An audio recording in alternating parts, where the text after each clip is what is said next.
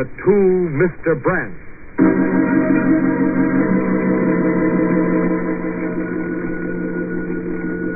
A telephone rings. An ordinary occurrence that happens millions of times every day. But as you pause in your activities to answer the intruding call, do you ever give consideration to the message which waits only for your lifting of the receiver to become a part of your life? Do you hesitate, fearing to hear the unknown words which may be the beginning of a web which will entangle and lead you into strange, mysterious adventures which will haunt your memories forever? Probably not. Instead, you unhesitatingly, and perhaps with slight irritation, pick up the receiver and say, "Hello? Hello? Hello, George. This is Edgar. Oh, hello, Edgar. You nearly missed connections. I was just closing the office when the phone rang. Well, I had to call you now. You had to be the first to know. Know what? You better sit down in a good, substantial chair, old man. I am, but what's so startling? I'm getting married, George. Married? Sure. Don't you think it's about time? Well, yes, but what's all so sudden? I never had the faintest idea. Well, that's the way love is. Comes on you suddenly. If you'd take that heart of yours off ice, maybe you'd find out. Oh, congratulations, Edgar. Who's the lucky one? Well, I am. But if you mean whom am I marrying, it's Julia Kramer. Julia Kramer? Mm-hmm. The new secretary you hired only a few months ago? That's right. Well, I thought she was engaged to some fellow here in Chicago. No, that's the wrong impression I got. She had been going somewhat steady with a man there, but she wasn't engaged to him. She came down here to get away from him when she found he was working a little on the shady side of the law. Well, when is the wedding? Well, that's what I called about, George. It's going to be Saturday afternoon, and you've got to come. Oh, now how am I going to get transportation? That's all arranged. I've reserved a room for you at the Claremont, and I've already reserved 2 seats on the plane leaving Chicago Friday night. 2 seats? Oh, one for you and one for Julia's brother, Lawrence. A brother? Julia doesn't know he's coming. It's part of a surprise. I'm giving him a job here in our Dayton office. Edgar, are you out of your mind? Hiring a man that's been convicted twice of forging checks? Well, she didn't forge the checks, George. He was just a stooge for someone else. He was only convicted of passing bad checks. Julia says it's all because of his associations there in Chicago. And if he could get away from them, why, he'd be all right. So I'm going to give him a chance. Well, you're the one that's running that office. It's your headache. Sure. You've got nothing to worry about, George. Nothing's going to happen to you. Not if I can help it. Look, I'll give you a buzz when I get in Friday night. Fine, do that. Oh, incidentally, better pick up your plane reservations when you leave the office. Right. Julia's really a swell girl, George, believe me. But you'll find out when you meet her. So long. So long, Benedict.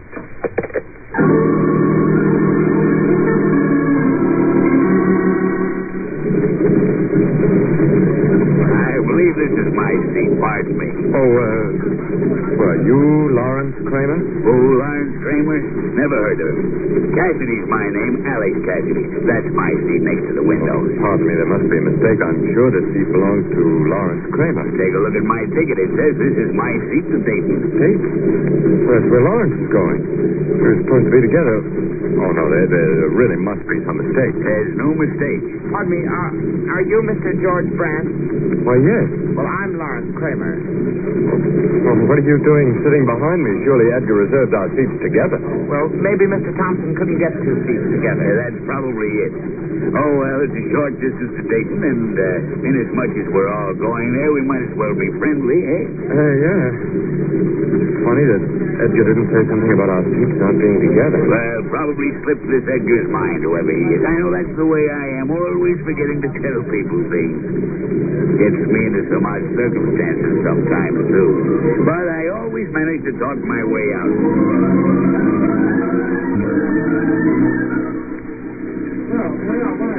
Well, Brant, guess I'll be leaving you two here. I've got a little business to attend to in the administration building before I go into town. Yes, all right, Mr. Cassidy. Lawrence and I'll catch a cab. It's really a shame we didn't have more time to really get acquainted. I think maybe we could strike it off together here. Maybe. Well, I'll be seeing you again sometime. Oh. One more minute of that chatter and I'd gone crazy. Let's grab a cab, Lawrence. I'm not going. What? I'm not going into town yet. Suit yourself, but I am. See you later. Yeah. Oh, what a trip. It's my luck to sit next to somebody that tries to drown you with a lot of nonsensical chatter. Oh, cab. Hey, taxi. Give me a lift into town, will you? No, Mr. Hop in.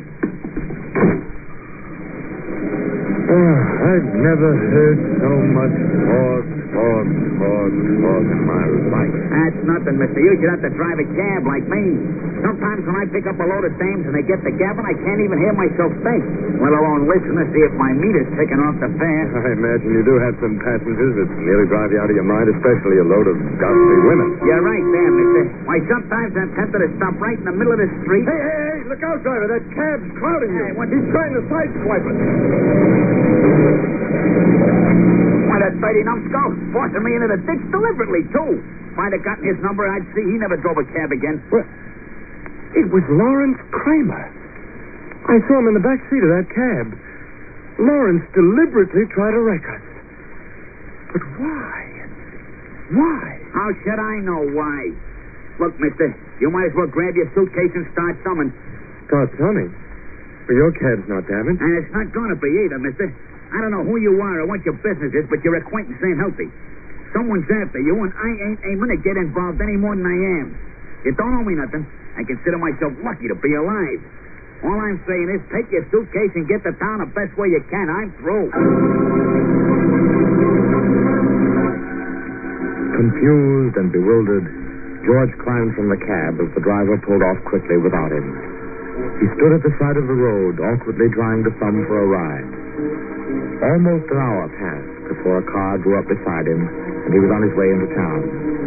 The Hotel Claremont was easy to find. It was an ordinary hotel with the usual murmur of voices and the steady drone of activity in the lobby. George made his way straight for the clerk's desk. You have a reservation, Mr. George Brant, please? Why, we did have, sir. What do you mean you did have? Mr. Brant picked it up an hour ago. He what? Mr. Brant checked in an hour ago. Is there any message, sir? Well, that's impossible. I'm George Brant. You're George. Come now, please, sir. I'm very busy. No, but I am George Brant. Here, look, I'll prove it to you. I've got identification papers here somewhere. Oh, wait a minute. Oh, I thought they were in this pocket. Oh, they're gone. Somebody's stolen my papers. Yes, maybe you forgot and left them at home. Well, how could I have left them in Chicago? I had to have my papers to get on that plane. I tell you, somebody's stolen my papers. Please, sir, you'll have to keep your voice lower. You're attracting undue attention in the lobby. Oh, I'm sorry. But all of a sudden, without cause or reason, everything seems wrong. Strangest things have been happening to me ever since I arrived at the airport. Where's the public phone clerk? To your right, sir. Edgar will be able to straighten out this mess.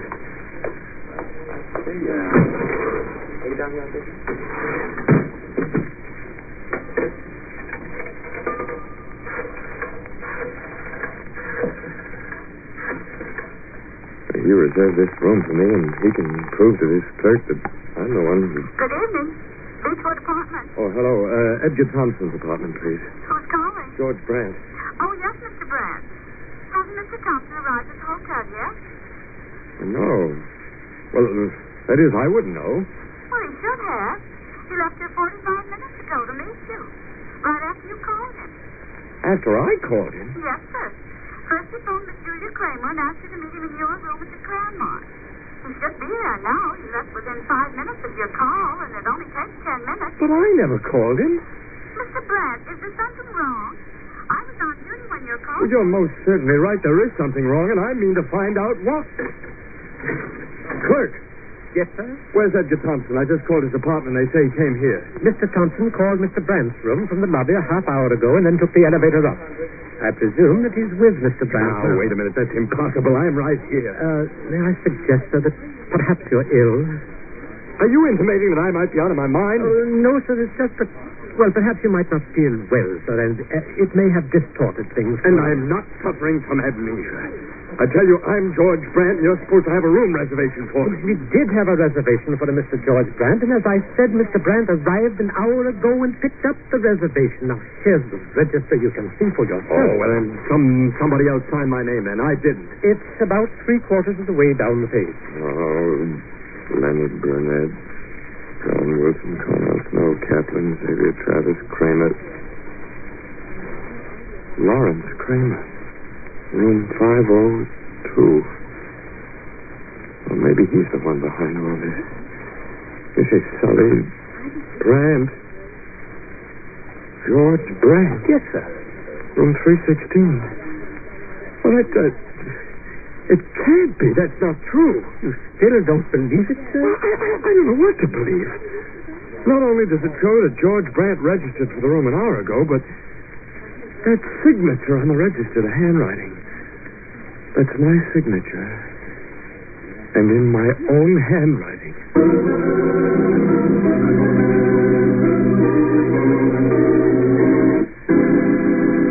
Mystified by the strange web encircling him, George went up to the third floor, determined to face the imposter. Room 316, the register said. Oh. Hello. Hello. Well, this is room 316, isn't it? Yes, but there doesn't seem to be anyone in. I was supposed to meet my fiancé here at Mr. Brant's room, but... Well, I'm George Brant. Oh, you are? Well, I'm Julia Kramer. Edgar called and asked me to meet him here with you. I couldn't imagine what had happened when no one answered my knocking. Well, we might as well go in. Well, I haven't any key. Incidentally, you left the door unlocked when you stepped out. It started to open when I first knocked. You shouldn't do that in hotels now. Isn't safe. Here, I'll flip on the light switch. Miss Kramer, what happened? What the deuce did I stumble over? Well, wait a minute. Here's the light switch. Ooh. Edgar. It's Edgar. He's been strangled with an electric cord. Oh, Edgar. No. You know, whoever killed Edgar made a mistake. What sort of a mistake? What do you mean? They meant to kill me. Why would they want to kill you? Whoever it was probably mistook Edgar for me. Someone's been after me ever since I arrived here in town. They sideswiped my cab and stole my hotel room. And now they've committed murder. But where were you, Mr. Brant? Why did you let them kill Edgar? What are you talking about? I wasn't here. I haven't even been able to get into the hotel. Look. In his hand. A letter folder. And it isn't his. It's a clue. Why, that's mine. Yours? My missing credentials. Your papers, Mr. Brant. In Edgar's hand? Yes. Then it was you who murdered Edgar. Oh, don't be ridiculous. I've never even been in this room before. Then how did these papers get here? How can you explain that if you've never been in this room before? Those papers were stolen from me on the plane. Do you expect me to believe that? You killed him. You came back this time to get these papers. They were evidence of your crime. You called Edgar to this room. Told me so himself. You called him here to kill him. I didn't kill You Edgar. did. You've got to believe me, Miss Kramer. Somebody must. I don't know. Everything is wrong. First, I'm not George Brant, and I'm treated as an imposter. And now that there's been a murder, you're only too happy to say that I am George Brant and a killer. Well, what have I done to get into... You killed a man, Mr. Brant. Now, look, Julia. Do you expect me to believe your lies when my hands hold the proof? You killed a man I love. And on the night before our wedding. Julia. Is this your wedding present? Julia. Do you want to come back now to claim more blood? It's gross. Stop it. Why should I kill Edgar? Why? That's what I want to know, Mr. Brant. It couldn't be jealousy. Why did you? Why? Why did you kill I him? didn't kill him. I told you those identification papers were stolen. Wait a minute. Now I see. Lawrence. Lawrence? My brother? Yes, your brother. He's the only one who knew about the wedding and had the chance to steal my papers. Lawrence killed Edgar in my room, hoping to plant the killing on me. Then you admit this is your room? No, I don't admit it. It was supposed to be, but I never got it. Your brother saw to that with a little accident. And now you're trying to protect him. Lawrence had nothing to do with this. He's in Chicago. No. He's right here in town. He came on the same plane that I did. That's not true. He'd have told me he was coming. It was supposed to be a surprise for you. Edgar planned it all and arranged for Lawrence to come with me. Besides, Lawrence wouldn't warn you he intended to kill your fiancée. That is, unless both of you. No. And that isn't all. Edgar was going to give Lawrence a job and keep him here in Dayton. And this is the way that brother of yours shows his appreciation. By murder. It's not true. You hate my brother. I certainly do. Lawrence never did anything to you, Mr. Brant. And he didn't kill Edgar. You strangled Edgar. And now you're trying to blame Lawrence, knowing it'll look bad for him because of his police record. But you can't get away with it, you hear? Why should you want to protect your brother? Hasn't he caused you enough trouble? And now he's added murder to his record. He hasn't. Lawrence wouldn't kill anyone. He couldn't. He's not in town. I know he isn't. You don't have to believe me. Call the desk clerk and ask. He'll tell you your brother's registered in the hotel. Well, go ahead. Call him. All right. All right, I will. Hello. Hello, desk clerk, please. Desk clerk, this is Julia Kramer. I'm in George Brant's room. Mr. Brant's here now. And he murdered Edgar Thompson. Help! Please send the police. Why, you double-crossing. Give me that phone. Help! Help, please! Oh, try to get away with this? You can't. You murderer. I'm getting out.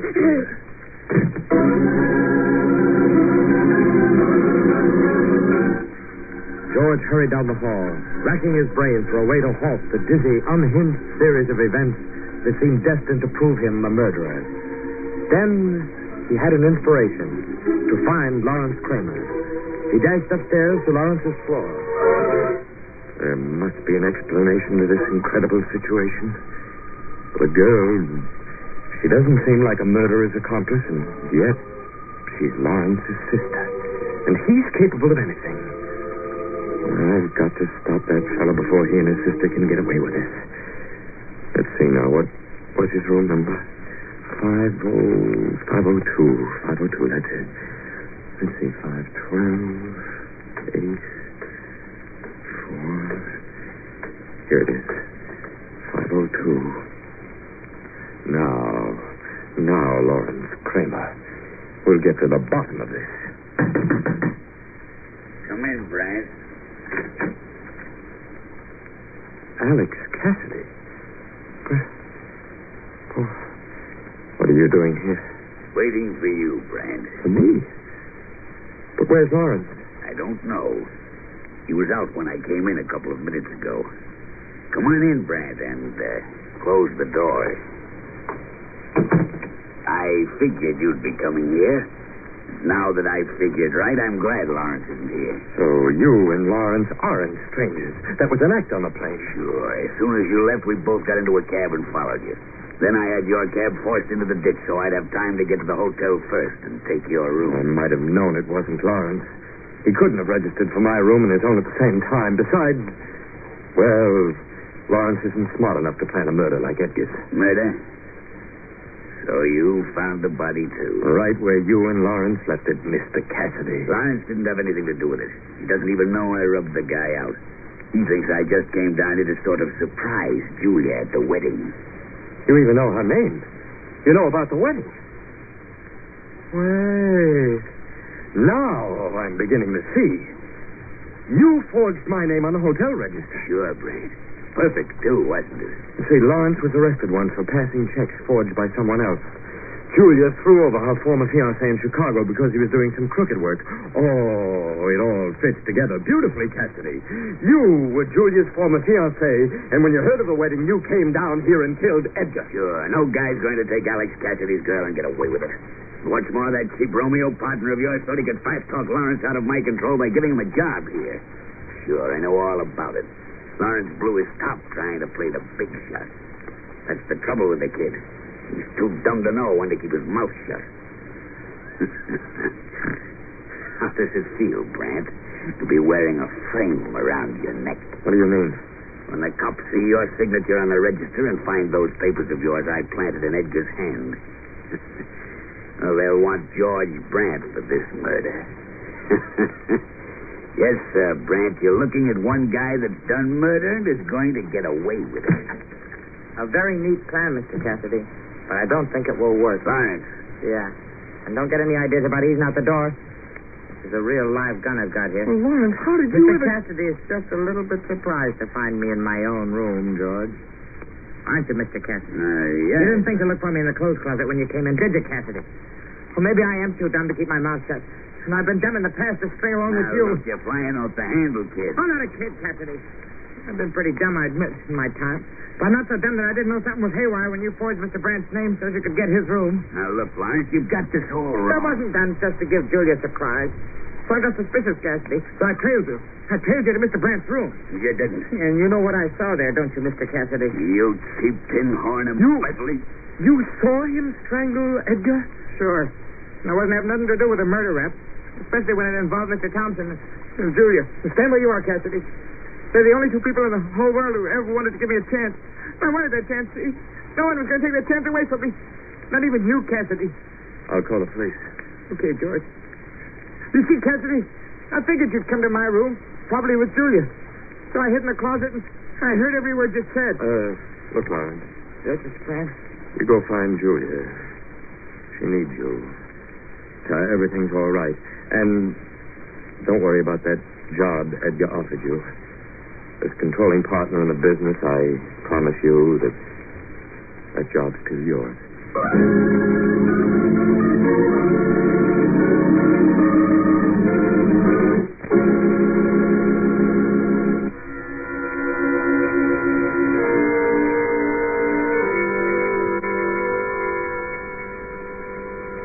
From shadows and stillness, mystery weaves a spell of strangest fascination, charging the mind with doubt and fear.